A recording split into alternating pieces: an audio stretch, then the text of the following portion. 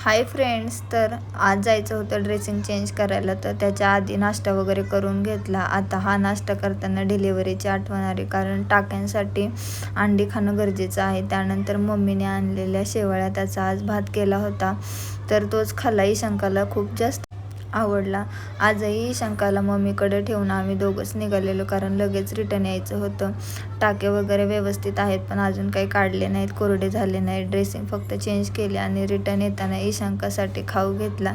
आणि आल्यानंतर ईशांकाची मस्ती बघा.